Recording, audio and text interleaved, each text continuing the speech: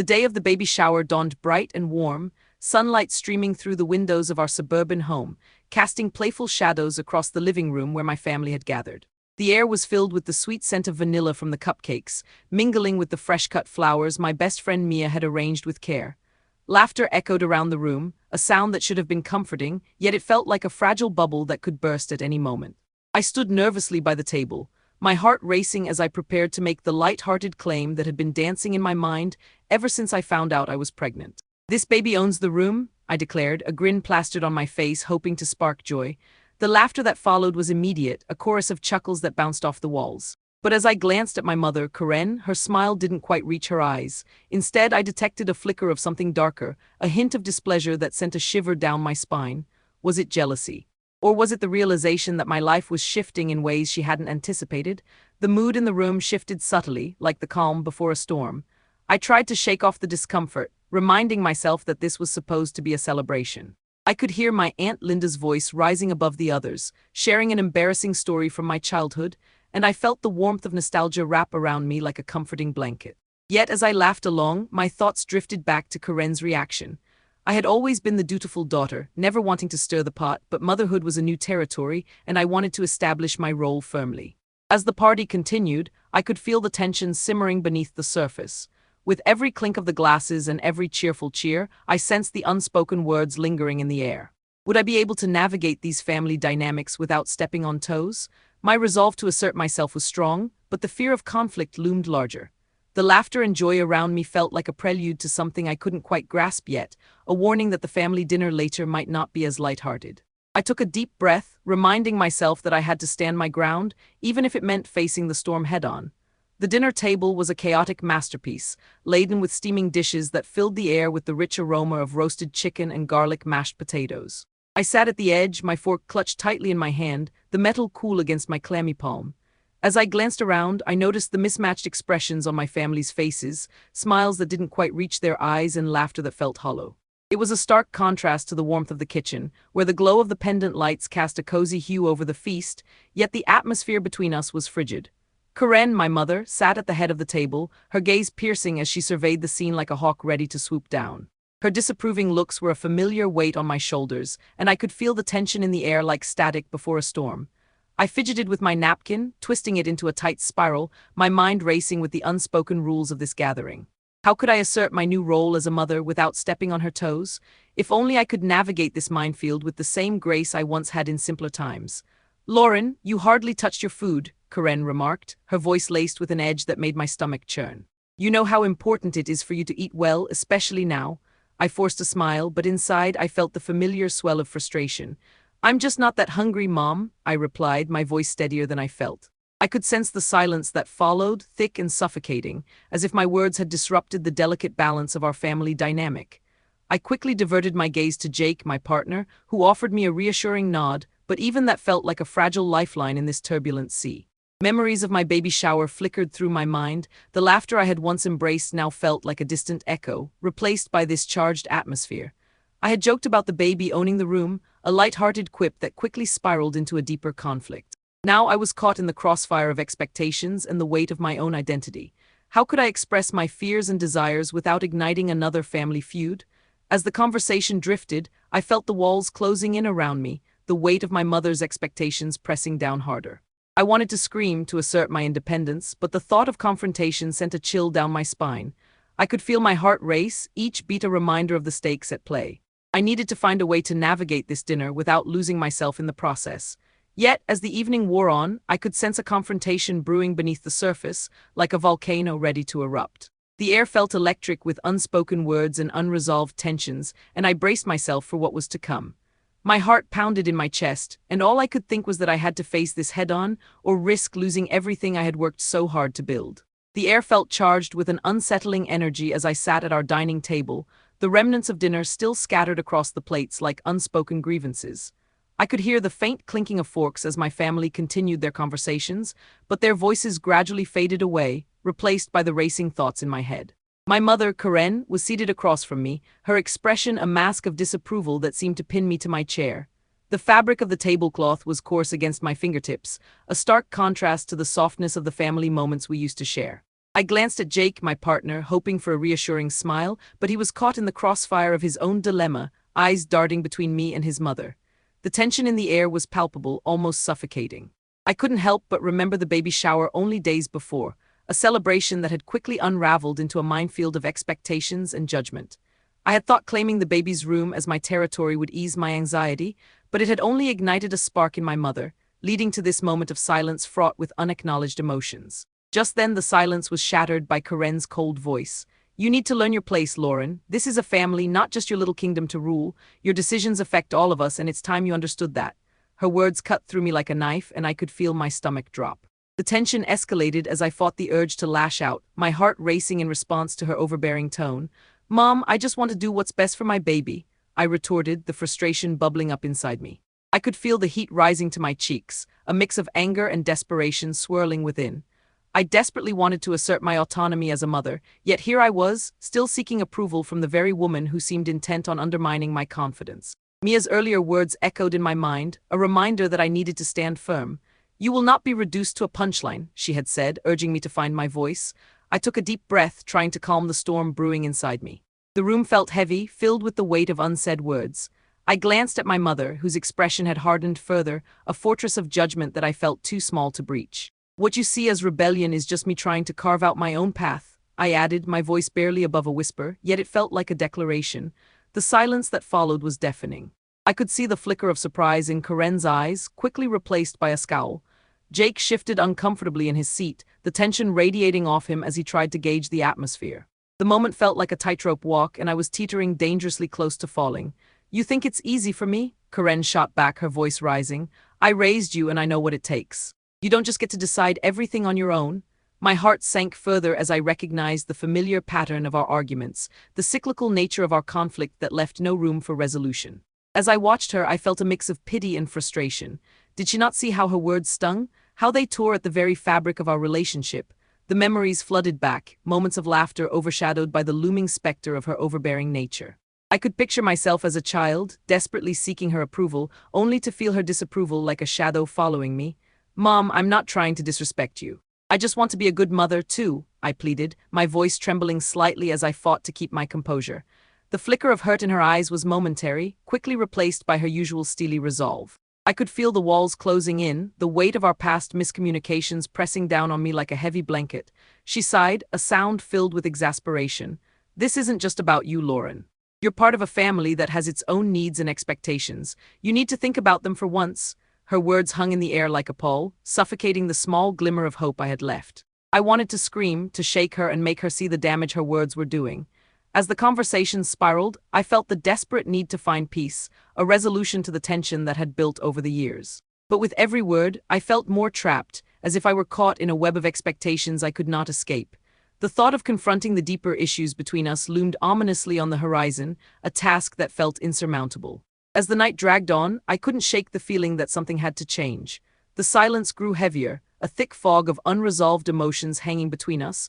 I knew I had to find a way to communicate my needs without igniting further conflict. But how? The question echoed in my mind, a haunting refrain that left me feeling both lost and determined to uncover some semblance of peace in this chaotic family dynamic. The atmosphere was thick with unspoken words as I stepped into the living room, where the family had gathered once more, the tension palpable.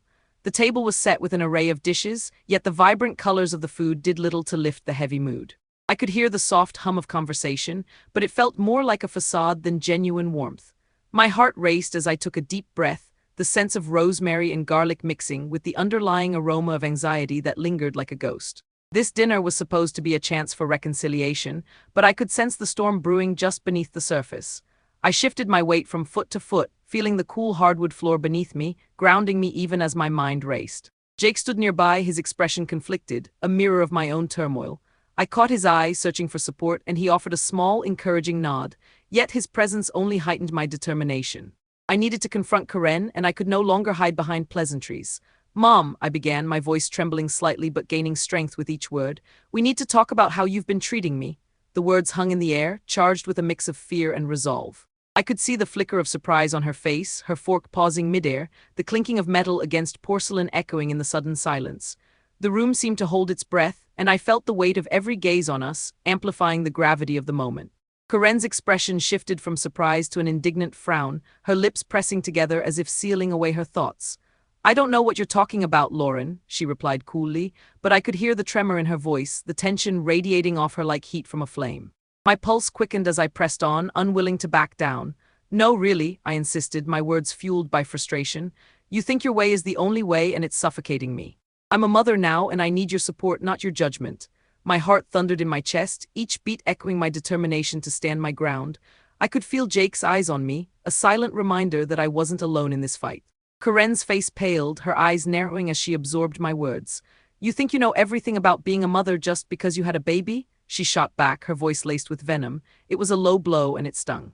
Memories of her own parenting flooded my mind, echoes of her overbearing nature and the countless times I felt belittled. I recalled the nights I spent wrestling with self-doubt, wondering if I would ever be enough for my own child, let alone in her eyes. "Mom, I'm trying to find my way," I pleaded, my voice softer now, the anger morphing into desperation. "But I can't do it with you constantly undermining me. I need to figure this out for myself." My hands trembled slightly, the tension coursing through me. I longed for her understanding, for a moment of connection amidst the chaos. As if sensing my vulnerability, Corinne's demeanor softened slightly, the rigid lines of her face easing for just a moment. "I just want what's best for you," she murmured, but the sincerity felt hollow. My mind raced, replaying the moments when her attempts to help had felt more like shackles. "Then let me be the mother I want to be," I responded, the conviction in my voice rising again. "I will not be reduced to a punchline or a child in your eyes. This ends with me standing up for myself." The room fell silent, the air thick with the weight of my declaration. I could feel Jake's supportive gaze, his presence a steady anchor as I faced the storm head-on. In that moment, everything shifted.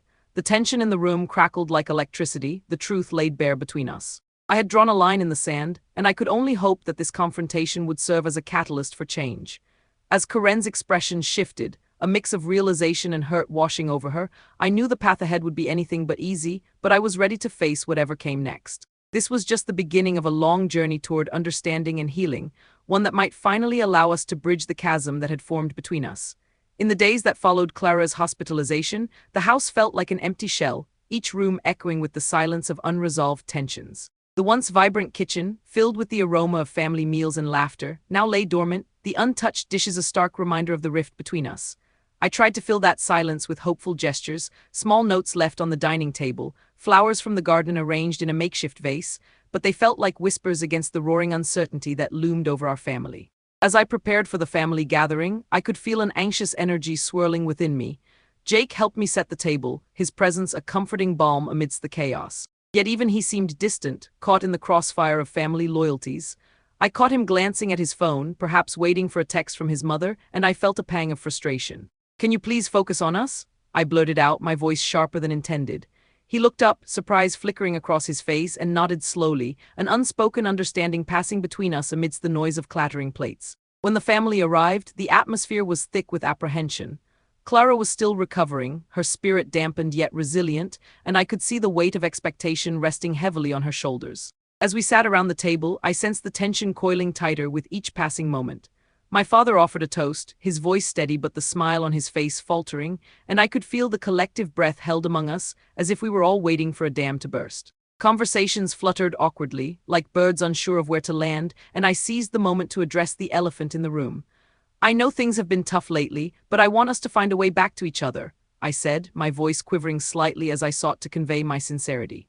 I looked around the table, searching for signs of agreement, but instead I was met with a series of blank stares.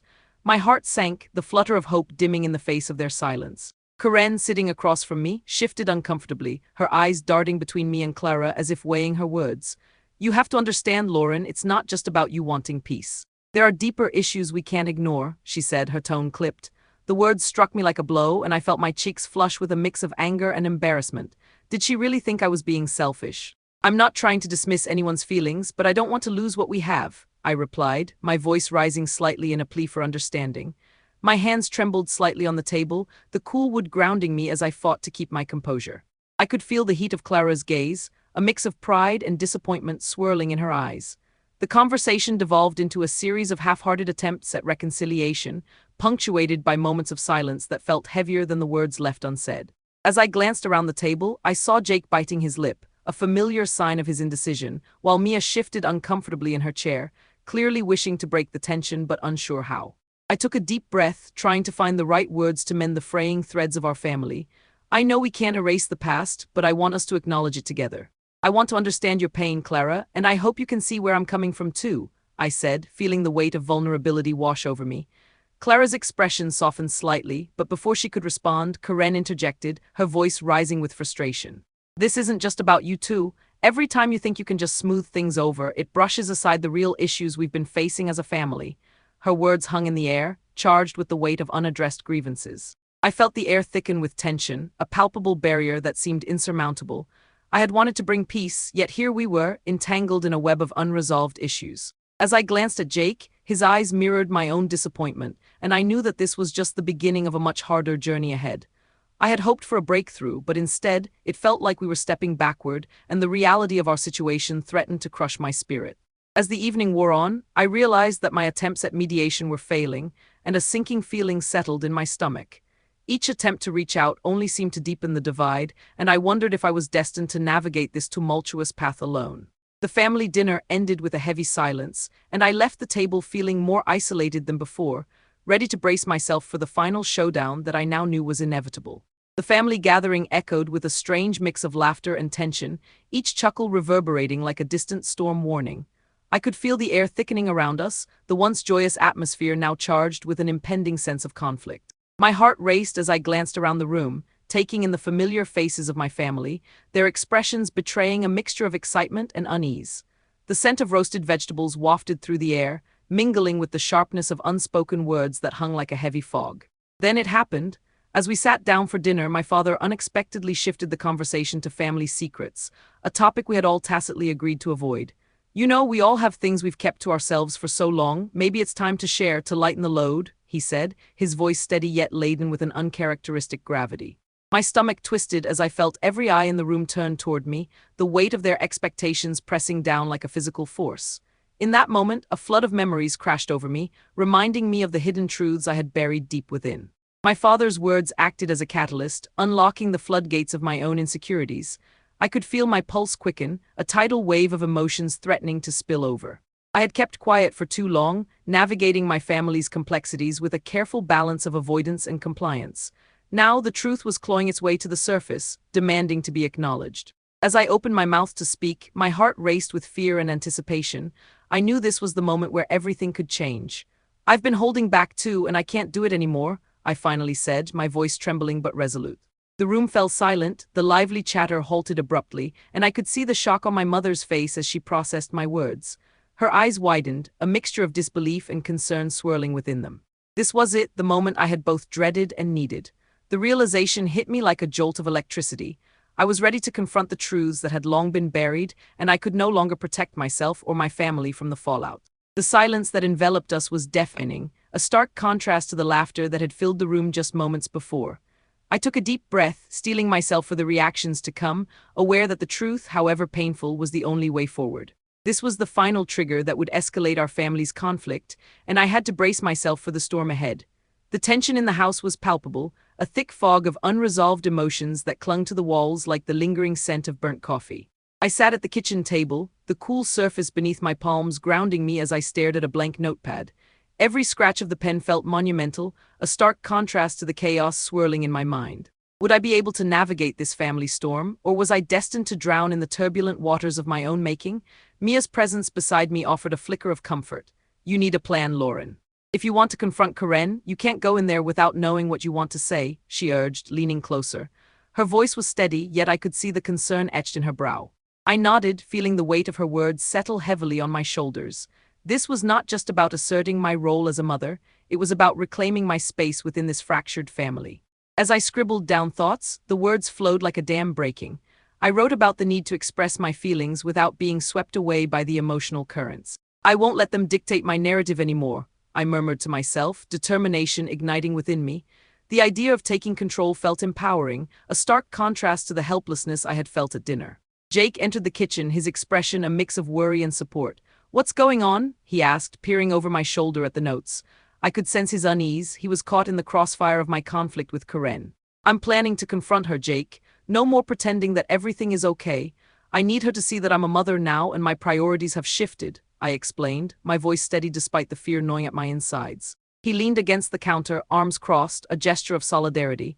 I'm with you, Lauren, just remember to breathe. We can do this together, he said, his gaze firm yet reassuring. I took a moment to breathe, letting his words wash over me like a balm, and felt a surge of resolve. This was the beginning of my reclamation, the first step towards making my voice heard amidst the discord. As I meticulously crafted my plan, I envisioned the confrontation, how it would unfold, the words I would say, the truths that needed to be aired. I could almost hear the crackle of tension in the air, a precursor to the inevitable clash. It was time to carve out a space for myself, to let them know that I was no longer just their daughter, but a mother ready to defend her own. This would not end quietly. It would be a reckoning, and I was ready to face it head-on. With my heart pounding in rhythm with my thoughts, I set my pen down, feeling a mixture of apprehension and excitement. This was my moment to reclaim my narrative, to reshape the dynamics that had long held me captive. The ink on the page was more than just words. It was a declaration of my intent to break free from the chains of expectation and finally embrace the role I had fought so hard to define. The atmosphere in the living room was electric, charged with unspoken words and palpable tension. Sunlight streamed through the windows but did little to warm the chill that had settled over us. I stood in the center of the room, my heart thudding loudly in my chest, each beat a reminder of the confrontation I was about to initiate. Clara sat rigidly on the couch, her fingers intertwined, and I could see the flicker of anxiety in her eyes, mirroring my own. "Mom, we need to talk," I began, my voice shaky yet resolute. The silence that followed felt heavy, as if the very walls were holding their breath, waiting for the storm to break. I could see Jake hovering in the doorway, his expression a mix of concern and support, but I needed to focus on Clara. This was between us. "What is there to talk about, Lauren?" she replied, her tone clipped, each word laced with the remnants of our past arguments. I could feel the tension radiating off her, the way her shoulders were hunched as if bracing for an impact. Flashbacks of our previous encounters rushed through my mind, reminding me of how often we had danced around the truth, never quite confronting the core of our issues. "I've hurt you and I'm sorry," I confessed, the words tumbling out before I could second-guess myself. Clara's expression softened momentarily, but the guard she had built around herself quickly reappeared. "Sorry doesn't fix everything, does it?" she shot back, her voice rising slightly as she leaned forward, her brow furrowed with frustration. The room felt smaller, the air thick with unresolved feelings, and I could sense the heat rising in my cheeks as I fought to maintain my composure. "I get that, but can we try to understand each other?" I suggested, my voice trembling with the weight of my plea.